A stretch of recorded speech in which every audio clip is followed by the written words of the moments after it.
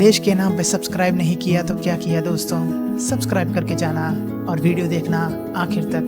जय श्री राम। मुझे ये बताइए कि जब आप, क्योंकि अब दिल्ली में बीजेपी जीत गई है, अब ऐसे में जाहिर तौर पर सीएम के नाम की भी चर्चा होगी और आप लोगों के पास तो वो पैतृक भी है क्योंकि दादा भी थे, चाहेंगे कि पिताजी का नाम भी आगे हो?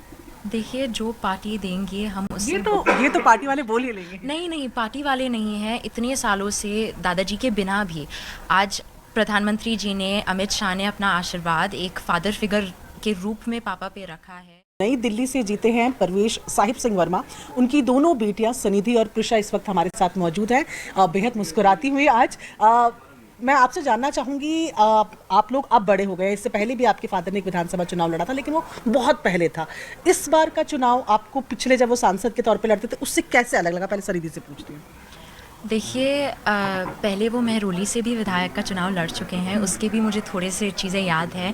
खैर, उस टाइम पे हमने कैंपेनिंग नहीं करी थी, लेकिन इस बार जो उन्होंने केजरीवाल जी को हराया है वो बहुत बड़ी बात है। और वो बड़ी बात इसीलिए है क्योंकि नई दिल्ली के जो लोग हैं उनकी इतनी शिकायतें थीं और उन्होंने अगर पापा को चुना है कि वो आकर ये शिकायतें दूर करें, तो ये बहुत बड़ी बात है और हम उनको तहे दिल से धन्यवाद देना चाहेंगे कि उन्होंने हमें ये मौका दिया है, अपना आशीर्वाद दिया है। ठीक है, क्या लगता है आपको कि क्यों चूज़ किया गया है परवेश जी को ओवर पूर्व सीएम थे अरविंद केजरीवाल, सामने संदीप दीक्षित भी थे जो शीला दीक्षित के बेटे हैं, उनको आपको क्यों लगता है कि क्यों ज़्यादा पसंद किया गया? आई थिंक जो चेंज दिल्ली की जनता देखना चाहती थी वो पापा उन्हें देने का दिलासा अभी तो दे रहे हैं और उनको कंप्लीट भी करेंगे।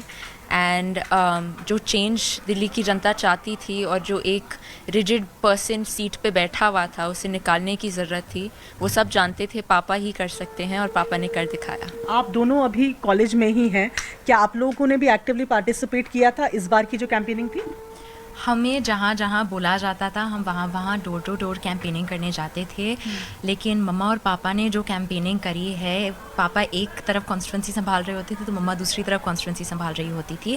जब आप ऐसे परिवार में बड़े हुए होते हो तब जो काम दिया जाता है आप करते हो और अच्छी तरीके से करते हो। उनकी सोशल मीडिया में भी हमने मदद करी है और नई दिल्ली के लोगों की जितनी भी शिकायतें हैं उसकी बहुत लंबी लिस्ट है। आज अगले 5 साल उस पर भी हम सबको काम करना है। अच्छा, मुझे ये याद आ रहा है कि जब ये पूरी कंट्रोवर्सी हुई थी कि महिलाएं आ रही हैं 1100 रुपये दे रहे हैं, मुझे याद है कि जब प्रवेश वर्मा बाहर गए थे उन महिलाओं से मिले, जब आम आदमी पार्टी की महिलाएं यहाँ प्रोटेस्ट करी, आप में से एक कोई था जो चाय लेकर भी अपने फादर के साथ बाहर गए थे? चाय आप थे? मैं उनके साथ गई। तो उस वक्त क्या थॉट था कि दूसरी पार्टी के लोग यहाँ पर प्रोटेस्ट कर रहे हैं महिलाएं और आप चाय और बिस्किट लेके जा रही हैं?